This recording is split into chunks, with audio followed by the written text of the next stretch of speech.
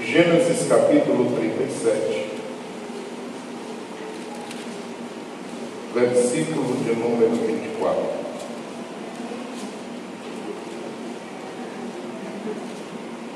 A Bíblia Sagrada diz assim: e tomaram-no e lançaram-no na cova.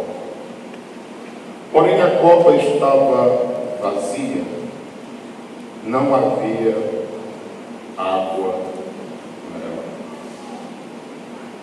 Toda a igreja pode ler juntos esse versículo. 1, 2, 3, já.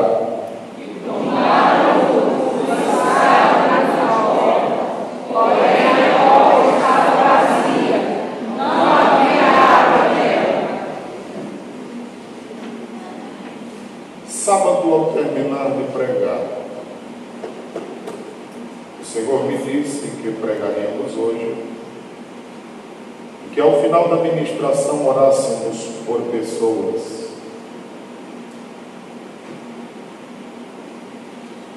para que algumas das características que Deus nos deu, Ele possa dar a estas pessoas também.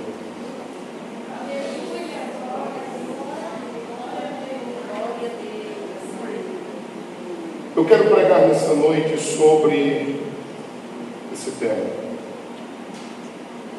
O que pode levar um missionário à cova? O tema é: o que pode levar um missionário à cova? O versículo que nós lemos diz o seguinte: e tomaram-no e lançaram-no na cova. Foram os irmãos deles que o tomaram. Foram os irmãos dele que o lançaram. O texto fala de José, os irmãos sabem disso. E o lançaram na cova. Quando eu digo que admiro os poréns e mas da Bíblia, é porque está escrito: porém, a cova estava vazia. Não havia água nela, sendo uma cova ao ermo, no deserto. Poderia também ser que algum bicho, uma víbora, tivesse caído lá dentro, mas a Bíblia está dizendo que nada disso havia. A cova estava vazia, não havia água nela. Em primeiro lugar, o que pode levar o missionário à cova? Alguém diz: mas José era missionário? E que missão ele recebeu de Deus? De tal forma que ele preservou o mundo de então. Os irmãos lembram quando os discípulos chegaram para Jesus e disseram: Jesus, essa multidão te escuta faz tempo, está todo mundo com fome, cansado, manda eles ir embora procurar o que comer. Mateus 14:16, Jesus disse: dai-lhes vós mesmo de comer. Naquele momento a missão era alimentá-los. A missão de José em algum momento também foi alimentar todo um povo. Mas o que fez com que ele fosse parar em uma cova? Por que eu prego isso aos irmãos? É porque a mensagem neopentecostal levou uma crença à mente do povo e que sofrimento é simbologia ou reflexo do pecado. Eu fico imaginando para o evangelho da atualidade quem seria Paulo para eles. Porque até quando Paulo diz em Filipenses 4:13, eu posso todas as coisas naquele que me fortalece, a gente só lembra desse versículo. Mas quando a gente pega lá no 10 e vem subindo, ele diz: estou acostumado a padecer fome, ter necessidade, frio, nudez, prisões e escassez. baseado nisso, ele diz: eu só consegui vencer tudo isso porque tem alguém que está me fortalecendo. E em meio a tudo isso, e todos sabem que Filipenses é uma das cartas da prisão, Paulo diz no capítulo 1 e 12: isso é bom, eu tenho servido essas prisões para que eu possa pregar a vocês. 4 e 4 ele diz: se alegrem, fiquem alegres. 6, os vossos sentimentos sejam guardados em Cristo Jesus, não tenham ansiedade, não tenham problema algum. 21 ele diz: aos irmãos que estão na casa de César, olha, Paulo estava preso e estava discipulando gente na prisão. Os soldados que prendiam Paulo, certamente eles se entregaram a Cristo, porque Paulo os saúda. No capítulo 4, versículo 21 e 23. Para o evangelho da atualidade, isso não cairia bem. Mas Paulo só estava preso por causa da fidelidade dele a Deus e a sua palavra. A fidelidade ao chamado. Por esse motivo, por não compreendermos que às vezes, naturalmente, alguém quer sair do trabalho missionário por causa da dificuldade, por causa do problema, que é natural. A vida cristã em si já propõe problemas. João 16:33. Eu aviso antecipadamente para que evitem as pazes. Então, resumo: o único lugar na face da terra que poderemos ter paz é em Cristo, é na presença dele. Para que evitem as pazes. No mundo tereis aflições. Não é apenas uma, mas muitas. O próprio texto que nós já lemos na abertura do trabalho, dizendo: do tesouro guardado num vaso de barro, que muitos pensam ser o Espírito Santo, mas que a Bíblia dá fortes indícios textuais, que é o conhecimento de Cristo. Porque uma vez conhecendo ao Senhor profundamente, nada destas coisas nos abalarão. Quantos de nós às vezes somos levados a pensar que Estevão foi apedrejado quando viu os céus abertos? E a Bíblia diz em Atos 7, 54 a 56, que ele termina o seu discurso, o céu se abre e ele tem uma bela visão. Lá nos versículos 58, 59, 60, é que é tirado a roupa dele, depositado aos pés de Paulo, e logo então arrastam para fora da cidade. Depois foi que ele foi ser apedrejado. Porque na obra missionária, se você não tiver uma visão do céu, uma visão de Deus, você facilmente desistirá. Nós já vamos estudar sobre o livro do profeta Ezequiel. Estudem, é necessário. Até porque o livro de Ezequiel é um dos livros mais complexos da Bíblia Sagrada, porque também é apocalíptico. Já pregamos aqui sobre o capítulo 1, 2, 3, também sobre o capítulo 7, 22, o 37 e o 47 apenas. E nós sabemos que o livro é complexo, e da lição 9 até a 13, que é exatamente, puramente escatológico, um pouco mais complexo ainda. Se acharam uma lição que encerrou complexa, quanto mais que está chegando. O seu chefe diz que Ezequiel, por causa das muitas visões que tiveram de Deus, as pessoas do seu tempo chamaram de esquizofrênico. Sabe que ele estava ficando louco. Viver no tempo de então, como verdadeiro missionário, não será menos que isso. No mínimo, louco. Mas o que pode levar o missionário a qual? Em primeiro lugar, trabalho e obediência. Trabalho e obediência. Capítulo 37 de Gênesis, versículo de número 2, está escrito: Estas são as gerações de Jacó, sendo José de 17 anos. Então Deus pode dar visão e pode usar adolescentes também, a crianças, a jovens, tantos quanto que. 17 anos. Apacentava as ovelhas.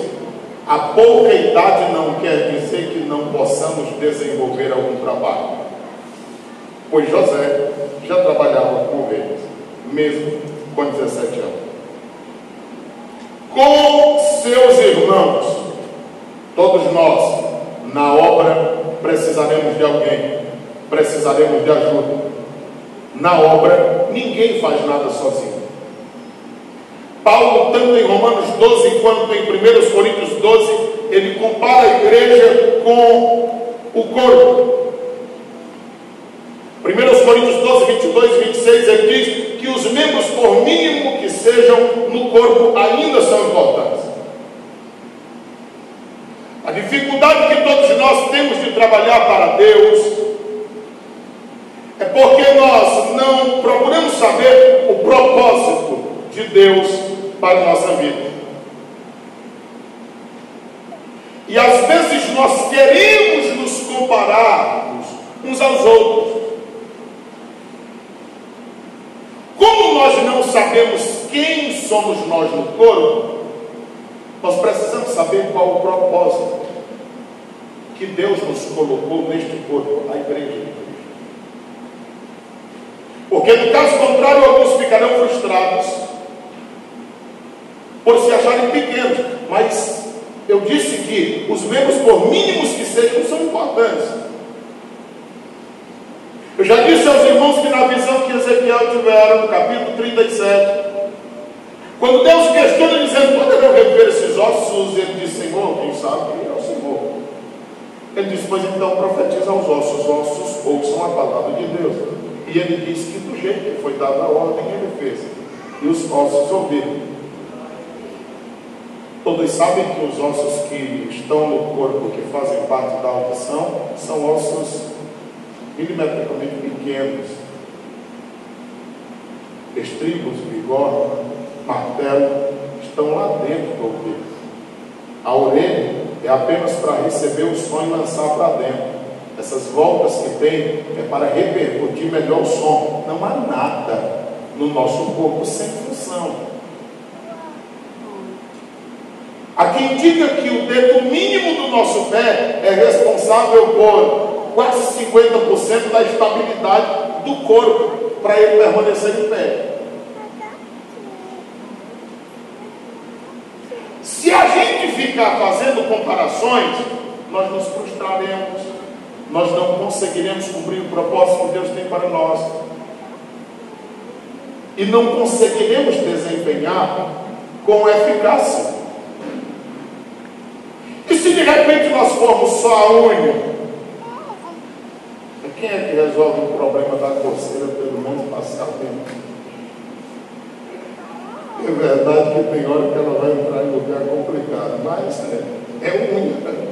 Não pode sair, não pode deixar de ser unha. O importante é estar no corpo e ser útil. E às vezes nós temos dificuldade de compreendermos isso. A Bíblia Sagrada diz que lá estava José com seus irmãos. Estava este jovem com os filhos de Bila, mulher de seu pai, e com os filhos de Zilpa, também mulher de seu pai. Não era ordenança divina, mas a desobediência do homem tomou de conta. Mulheres de seu pai. E José trazia uma má fama deles a seu pai. Por que eu digo que uma das coisas que pode levar o missionário à cova é o trabalho e a obediência? Porque esse texto mostra que ele trabalhava e mostra que ele obedecia ao seu pai. Mas José era uma espécie de fofoqueiro, tendo em vista que ele trazia más informações. Olhe para o versículo 14. Gênesis 37, 14. E ele lhe disse, ele aqui é o pai de José, Jacó. E ele lhe disse, olha, vai, vê como estão os teus irmãos e como está o rebanho, e traze-me resposta. Assim o enviou do vale de Hebron, e José veio a Siquém. José não estava fazendo nada mais, nada menos do que um trabalho, e obedientemente.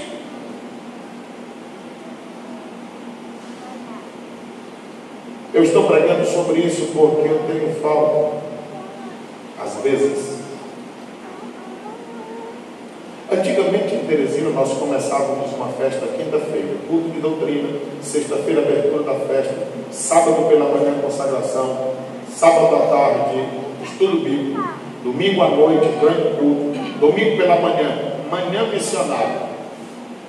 Tinha gente que nem missionário era, nem tinha vontade nem de ser crente.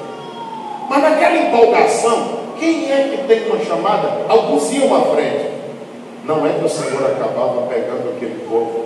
E quantos deles nós encontramos hoje na obra que nos dá uma alegria, um prazer. A gente nunca imaginou que eles seriam alguma coisa, inclusive eu, por causa da timidez e dificuldade que temos com o povo, com a multidão, de nos portar em público, dificuldade em querer viajar, sair de casa, uma série de coisas. Mas aí Deus termina por trabalhar e utilizá-los. Encontramos pessoas esse final de semana em que questionaram muito por serem empresários, colocar os filhos todos em sua volta e viverem muito bem, obrigado, com seus carros e casas e tudo bem. E de repente Deus os impulsionamos para morar em outro país. E os pais quase entraram em depressão porque não conseguiam entender o propósito e o projeto de Deus. Afinal de contas, eles haviam se preparado para que a família estivessem todos próximos uns dos outros.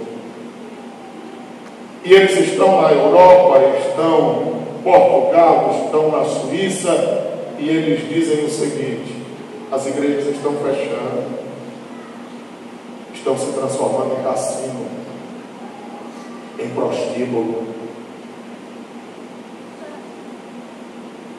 E as pessoas estão olhando para o mundo. Desde criança eu ouvi essa história. Você queria encher uma igreja em Teresina, em um período de festa, bastava dizer que o pregador era do Maranhão, porque lá era sabido de que o avivamento que antecederia o arrebatamento saía do Brasil, e eles acreditavam que era exatamente do Maranhão, por causa de grandes igrejas, muitos pregadores, e essa coisa toda que a gente vê os privilégios que do outro lado do rio nós não conseguimos ver.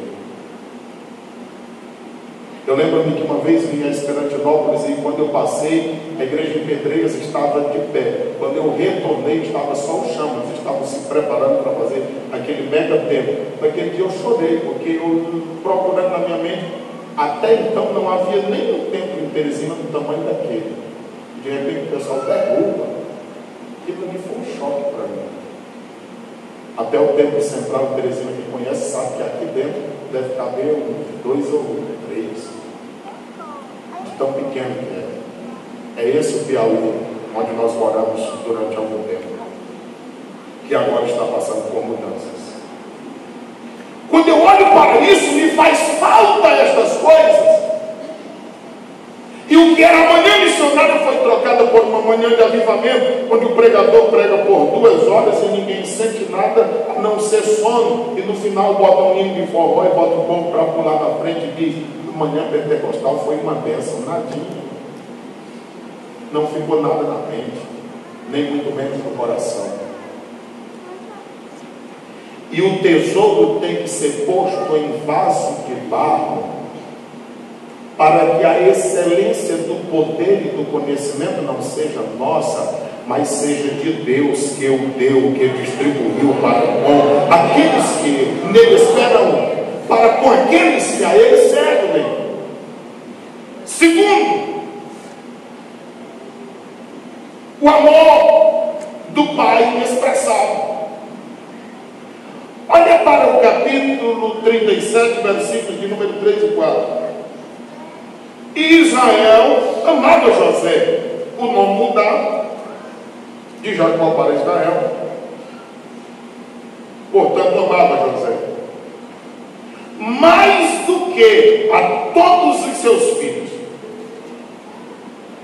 Irmãos, para a salvação, todos são iguais. Gálatas 3:28 diz que não há mulher, nem negro, nem branco, homem. Para salvar, Deus salva todos igualmente.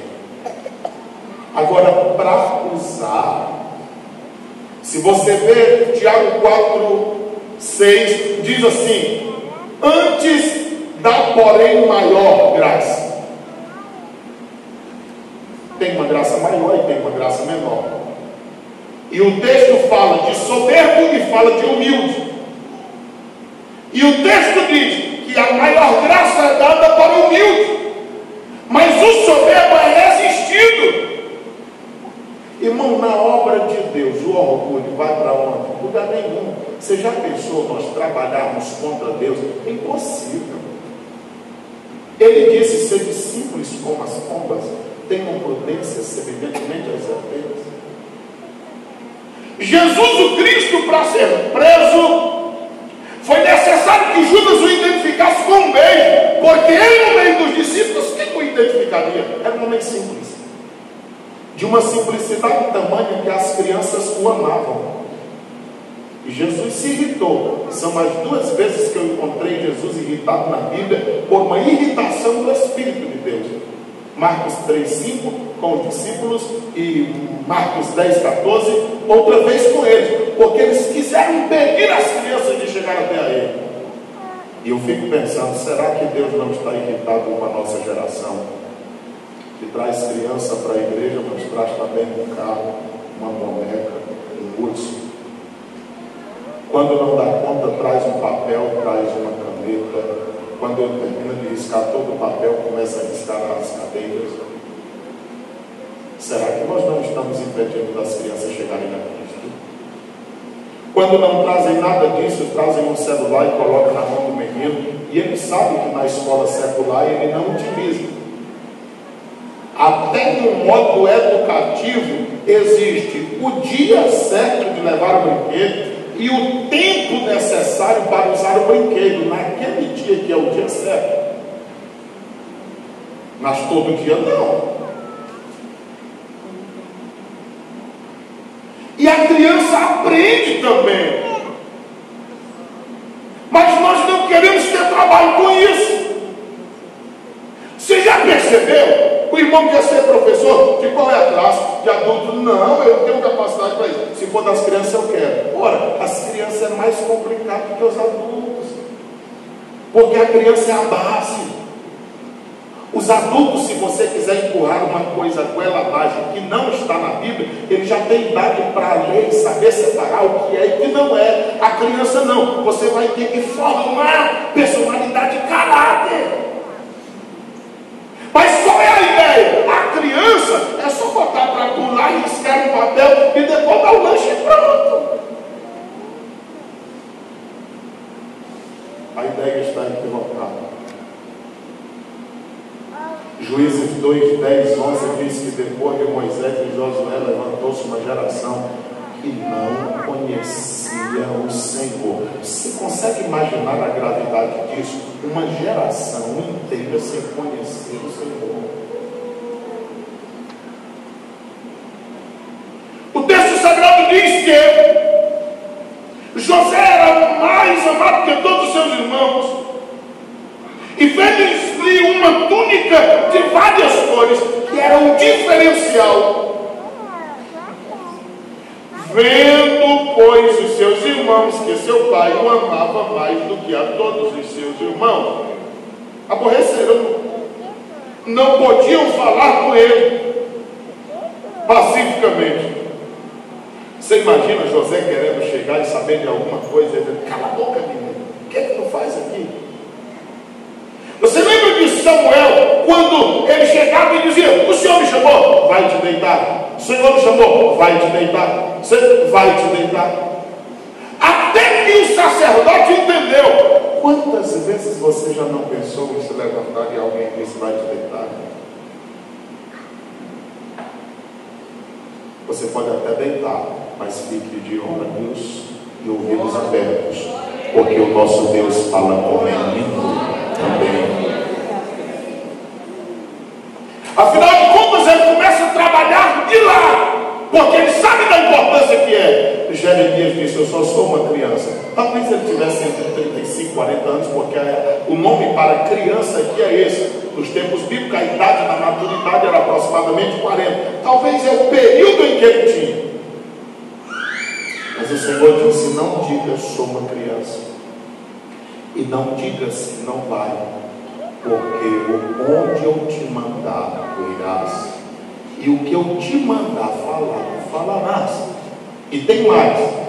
Antes que tu fosse gerado no ventre, eu já te conheci. Antes que tu fosse gerado na madre, eu já te santifiquei. Ali quer dizer separação. E antes de tu nascer, eu já tinha feito uma doação de ti. Eu te dei as nações por profeta. Então tu falarás. Não tema diante dos homens, porque eu te fiz como coluna de ferro. Eles não compreenderão e terão dificuldade. Mas se uma coluna de concreto já é pesada, imagina uma de ferro. E quem estava dizendo era Deus. Terceiro, os sonhos dados por Deus. Versículo 5 em diante, olha só. Sonhou também José um sonho, que contou a seus irmãos. Talvez essa foi uma das falhas, ter contado. Tem coisas que é para você e Deus. Às vezes a tua alegria faz com que você fale as pessoas. Mas Romanos 12:15 não se cumpre com muita frequência entre nós. Alegre-se com quem se alegra e chore com quem chora. Tem gente que se alegra quando alguém está chorando. E tem gente que chora de raiva ou de ciúmes e inveja quando alguém está sorrindo. Afinal de contas, para você irritar muita gente, basta você estar feliz. Você é filho de um pai e uma mãe. São quantos irmãos em sua casa? Você é o trabalhador ou você é o morto de preguiça? Se você for o trabalhador, aí todo mundo vai dizer, o pai só olha para ele, a mãe só olha para ele. Não, é que os outros se afastam e correm do serviço. Se você se dedica a ele, quem é que o pai vai chamar, a mãe vai chamar na hora que precisar? É o que está pronto para servir, e não o que não serve. De repente alguém vai ficar meio bicudo, e por incrível que pareça, inventam até histórias. Eu já conheci famílias que há 20 anos pelo menos brigam por causa da herança que será deixada, e os pais ainda estão jovens, só que tem muita coisa, e eles já vêm brigando de décadas. De vez em quando se reúnem, um pega uma faca, um pega um revólver, e aí a dificuldade aumenta, de tal forma que até diminuíram as reuniões familiares. Que é isso? Mas o texto sagrado diz que ele sonhou um sonho, e os pregadores da atualidade dizem, não desista do seu sonho. Eu digo assim, desista até de todos, dos seus. Esse sonho de José não era um sonho dele, da alma dele, da carne dele, era uma revelação divina, de propósitos divinos para ele. Não era algo do seu coração egoísta, era algo que Deus estava trabalhando para lhe entregar. A gente tem que separar o que são as nossas coisas e o que são as coisas de Deus. Esse sonho não era um sonho humano, era algo divino. Ele contou aos seus irmãos, por isso o aborreciam ainda mais. 6. e disse-lhe: ouvi, peço-vos este sonho que tenho sonhado. Eis que eu estava atando molhos no meio do campo. Observe que Deus não tem trabalho para preguiçosos. Até mesmo nos sonhos ele estava trabalhando. Ele estava atando molhos no campo. E campo quer dizer trabalho. E eis que o meu molho se levantava e também ficava em pé. E eis que os vossos molhos rodeavam e se inclinavam ao meu molho. Então lhe disseram seus irmãos: tu, pois, deveras reinarás sobre nós. Tu deveras terás domínio sobre nós. Por isso, tanto mais o aborreciam, por seus sonhos e por suas palavras. O que irritam as pessoas não são só os nossos projetos, quando nós os falamos também. Versículo 9: e sonhou ainda outro sonho, e contou aos seus irmãos, e disse: eis que ainda sonhei um sonho, e eis que também o sol e a lua, e 11 estrelas se inclinavam a mim. O que, contando a seu pai e a seus irmãos, irmão, nem o pai de José ficou com ele, repreendeu o seu pai e disse: menino, que sonho é esse que sonhaste? Porventura viremos eu, a tua mãe e os teus irmãos inclinados perante ti em terra? Irmãos, os projetos de Deus são tão grandiosos que, a olho nu e humanamente falando, qualquer um de nós duvidaríamos. Porque projetos de Deus não são baseados em capacidades e possibilidades humanas. Na realidade, Deus gosta de agir quando todas as probabilidades humanas cessam, para que a excelência do poder, da honra e da glória seja única e exclusivamente de Deus. Quarto lugar, ter o que os outros gostariam de ter. Porque o que Deus tem não é para quem quer, mas para quem Ele determina. Versículo de número 11: seus irmãos, pois, o invejavam. Deixa eu dizer uma coisa. Uma das características mais contundentes do invejoso, de uma invejosa, de alguém que tem inveja, é que a pessoa não quer ter parecido com o que você tem. A pessoa quer tirar o que você tem para ter o que você tem. O invejoso é um tipo de pessoa que ele não se conforma em estar igual a você. Ele quer que você perca para que ele ou ela tenha. Essa é uma das características da inveja. Você sonhar, você desejar, você querer, você lutar, você buscar, nada é contra. Foi Paulo quem disse em 1 Coríntios 11:1: sejam meus imitadores, como também eu sou de Cristo. E olha que ele não falou só essa vez, por muitas e muitas vezes ele até incentivava. Agora, quando Eliseu disse a Elias: eu quero porção dobrada, Elias disse: tudo bem, desde que você me veja subindo, caindo não, mas se você me ver subindo, você receberá. Os planos de Deus são assim. O versículo de número 23, olha só: e aconteceu que, chegando José a seus irmãos, tiraram o que, irmãos? Tiraram a túnica de José. Porque eles não queriam igual, eles queriam a que ele tinha. Você já imaginou os irmãos de José, todos grandalhões, dizendo: deixa eu ver quem vai servir? Não dá, está apertado. Não, só entrou meu braço. Vi, esse aqui não dá para mim. O menino tinha 17 anos. Ele era um dos menores da família, tal qual o Davi. Ele estava no campo. Serviço de cuidar de ovelhas era desprezível para um egípcio. Eles não consideravam isso. Ainda hoje, se egípcio é o mundo, as pessoas acham que o trabalho de pastoreio é algo supérfluo e qualquer um pode fazer, e faz facilmente. as pessoas só pensam em coisas que quem não é chamado pensa. Mas as coisas não são assim. O que pode levar um missionário a cova? A forma que nos veio. Olha para o versículo 32. Gênesis 37, 20 e 32. 37, 32. A forma como nos veio. E enviaram a túnica de várias cores e fizeram levá-la a seu pai. E disseram: temos achado esta túnica. Conhece agora se esta será ou não a túnica de quem?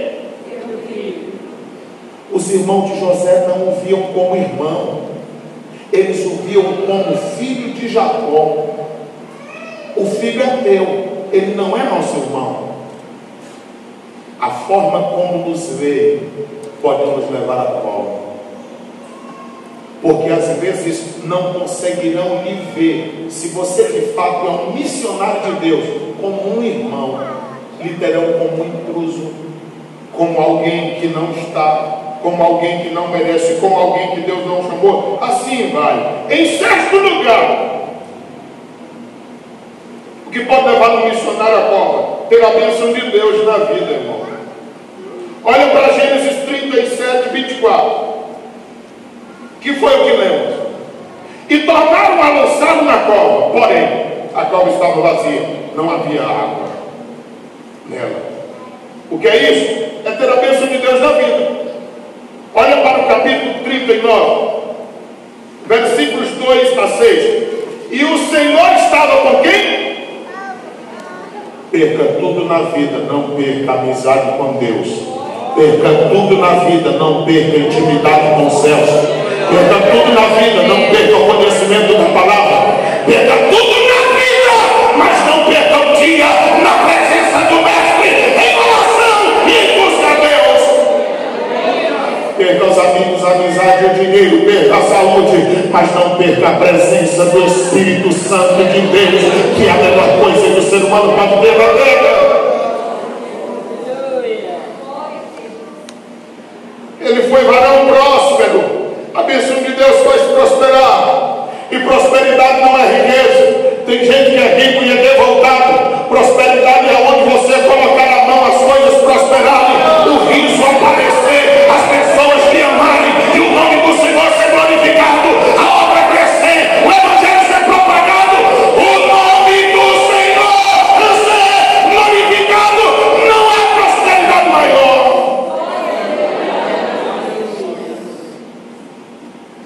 É no teu trabalho te vendo como crente. É na escola saber que você é diferente. Sabe o que é prosperidade? É as pessoas olharem para você e imaginarem que nem lutas você tem, embora você as tenha em muitas, mas às vezes você não fala com a boca, somente o rosto denuncia. Para quem tem o Espírito e a graça de Deus na vida, mas saiba de uma coisa: não perca a amizade com Deus, porque sobre a sua vida há prosperidade dos céus.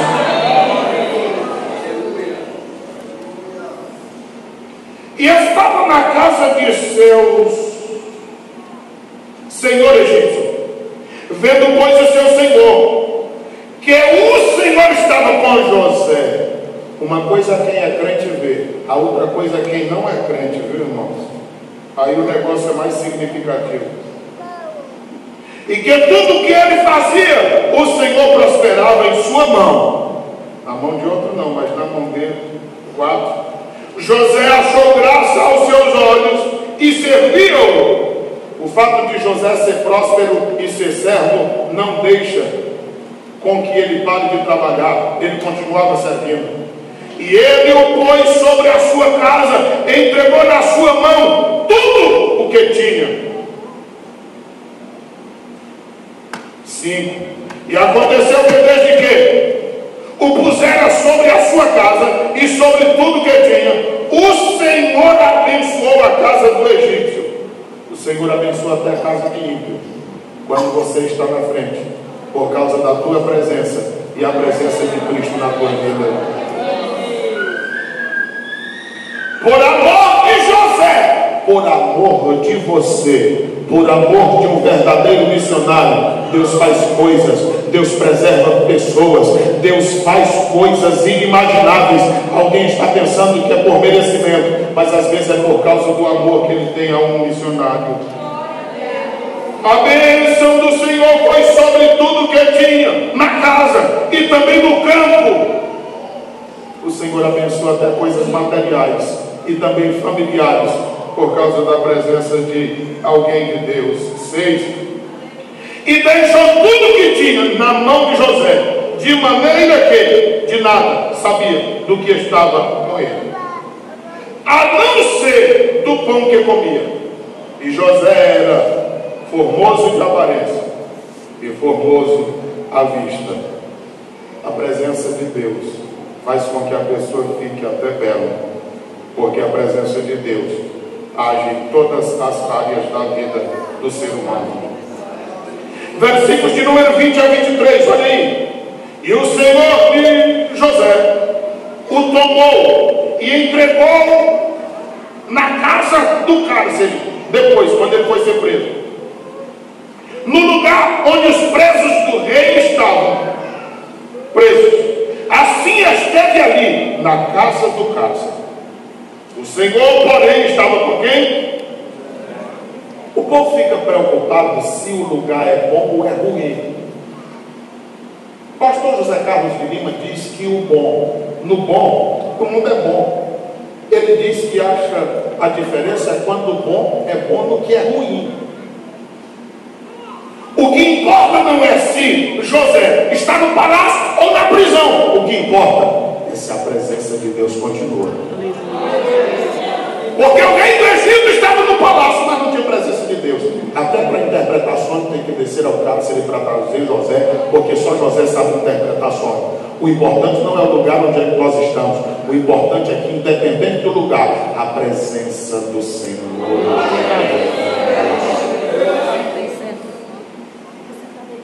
O texto sagrado diz o seguinte: e estendeu sobre ele a sua benignidade, e deu-lhe graça aos olhos do carcereiro mor. E o carcereiro mor entregou na mão de José todos os presos que estavam na casa do cárcere. Ele fazia tudo que se fazia ali. José está no cárcere, está, mas ele não era apenas um presidiário. Ele era líder de todos eles. Eita Deus maravilhoso. Versículo 23. E o carcereiro mor não teve cuidado de nenhuma coisa que estava na mão dele, porquanto o Senhor estava com ele. E tudo o que ele fazia, o Senhor prosperava. O que pode levar um missionário a qual? Dizer não ao pecado, irmãos. Olha para o capítulo de número 39.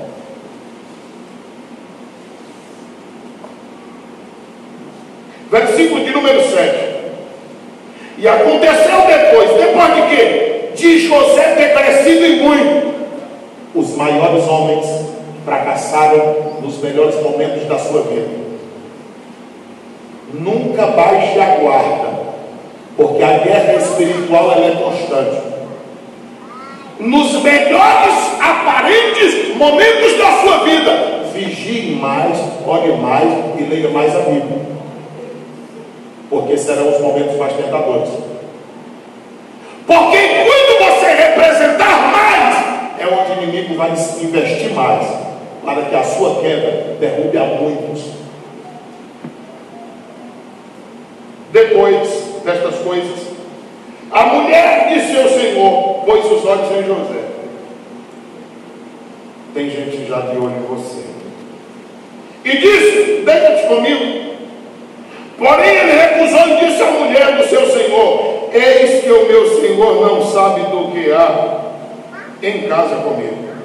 Entregou em minha mão tudo o que tem. Ninguém é maior do que eu nessa casa. Nenhuma coisa me vedou, senão a ti. Porquanto tu és sua mulher, como pois faria eu, este tamanho mal? Tu acha que eu vou pecar contra Deus?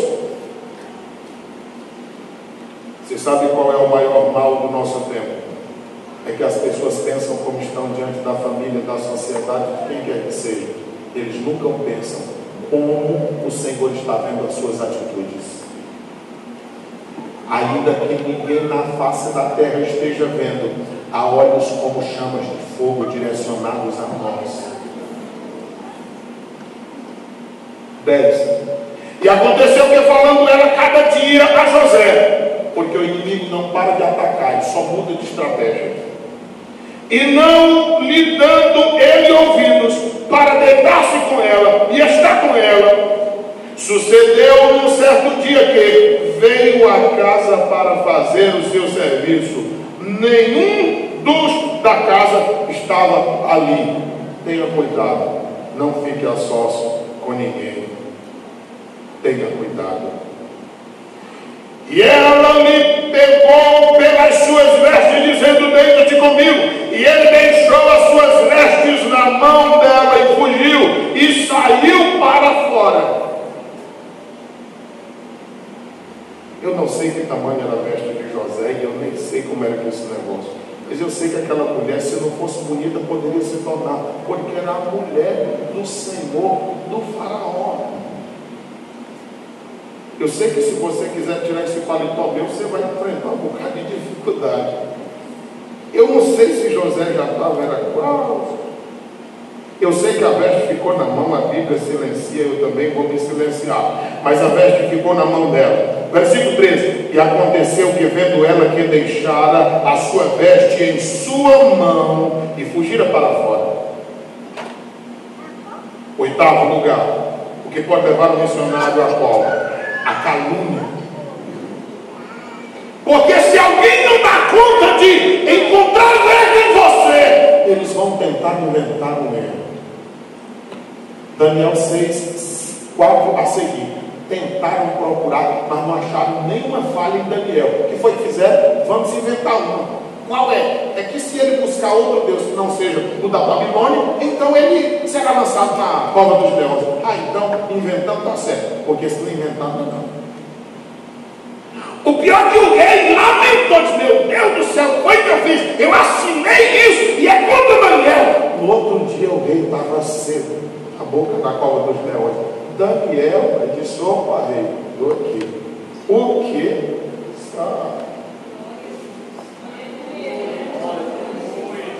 Só jogaram Daniel como jogaram um dia Ananias, Misael e Azarias. Porque missionário pode ser jogado, mas o Deus do missionário não é jogado, mas ele entra por amor aos seus para resolver os problemas. Observe que a Bíblia não diz se, a Bíblia diz: quando entrares pelas águas, elas não te afogarão. É certeza que vai ter água para você entrar. Quando entrares pelo fogo, não é uma possibilidade, é certeza que tu vai entrar. Mas tu pode entrar no fogo como na água, como na cova, não tem problema. Se Deus ainda não tiver cumprido todos os propósitos que tem para a sua vida, não acontecerá absolutamente nada. A Bíblia Sagrada diz, em nono lugar, não ter sido ouvido. Essa é uma das piores partes. É que as pessoas ouvem todo cachorro. Eu lembro-me de um amigo meu que sofreu uma dificuldade muito grande, porque uma mulher débil mental passava na frente do templo quando o culto tinha encerrado, e ela estava grávida naqueles dias, e ela disse: olha, esse aí é o pai do menino. Pronto. Moço nascido, criado na igreja, homem de Deus, conheço-o até hoje, não lembro e não sei de nada contrário à moral daquele moço, mas uma pessoa sem juízo, passando na frente do templo, grávida, olhou e disse: olha, é o pai desse menino. Pronto. O homem foi cortado de tudo na igreja, cortado todas as oportunidades, teve que cancelar todas as suas agendas por causa da palavra de uma pessoa que não tem juízo. Uma das piores coisas é você sem saber quem você é e não ser ouvido. E nenhum de nós estamos livres disso. E uma história de tempos, ela pode ser destruída por causa das palavras de uma pessoa sem confiança. Mas porque já é desejo das pessoas destruírem. 39, versículo de número 19. E aconteceu que, ouvindo seu senhor as palavras de sua mulher, a vadia, irmão, ele preferiu ouvir uma mulher que não valia nada, embora sendo a dele, que ele falava dizendo, conforme estas mesmas palavras, me fez o teu servo. A sua ira se acendeu, e todo mundo sabe do que José passou. A vantagem é que, como já lemos, o Senhor estava com José. Vou encerrar. 10º lugar, capítulo 41, versículo de número 38. Essa é a pior.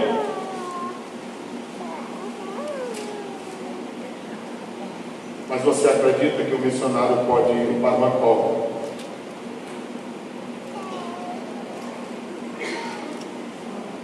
Só porque tem o Espírito Santo?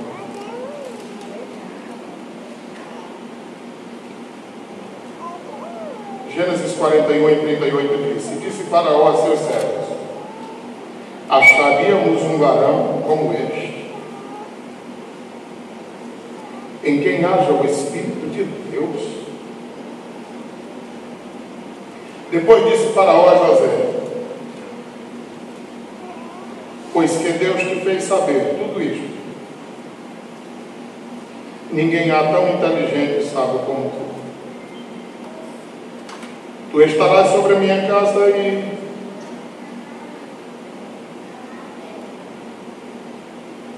por tua boca se governará todo o meu povo. Somente no trono eu serei maior do que tu.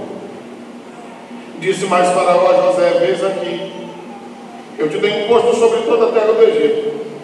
E tirou o Faraó o anel da sua mão, a autoridade, e pôs na mão de José, e fez vestir as suas vestes, com a questão de respeito e honra, realeza, de linho fino, e pôs um colar de ouro no seu pescoço, significando que ele estava passando a forma de reger todo aquele povo, e o fez subir no segundo carro que tinha, e clamavam diante dele: ajoelhai. Assim o pôs sobre toda a terra do Egito. E disse Faraó a José: eu sou Faraó, porém sem ti ninguém levantará a sua mão ou o seu pé em toda a terra do Egito. E chamou Faraó o nome de José, Zaphenat-Paneah, que quer dizer o Salvador do mundo, simbologia do Cristo, que é o pão da vida, e ele veio para salvar todo o povo dos seus pecados. Mateus 1:21. E deu-lhe por mulher Asenate, filha de Potífera, sacerdote de On, e saiu José por toda a terra do Egito. E José era da idade de quantos anos, irmãos? Quando ele teve o sonho, ele tinha quantos anos? Entre a visão que Deus dá e o cumprimento dela há um processo. É por isso que eu disse em uma mensagem há alguns dias: procuremos saber em que parte nós estamos do ministério. Porque às vezes nós podemos já nos ter cansado e Deus ainda tem muita coisa para fazer. Às vezes nós podemos ter nos acostumado e não estar fazendo nada do que deveríamos fazer. Às vezes o que Deus tem para fazer tem muito mais impacto do que o que está tendo, mas aí depende de uma busca nossa. E aí é só nós que podemos fazer, e se não, Deus nos tirará e colocará outro lugar. O objetivo dessa mensagem é para tentar ao máximo me desanimar, ou pelo menos me conscientizar acerca do que eu falei no princípio.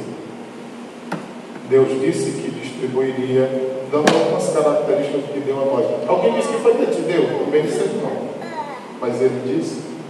Então, se você quiser, eu vou cantar 2 estrofes do hino. Se você não quiser também, não tem nenhum problema. Eu estou muito feliz e obrigado. Ser bom soldado de Cristo Jesus, sofrendo as aflições, não sufocando a mensagem das perseguições.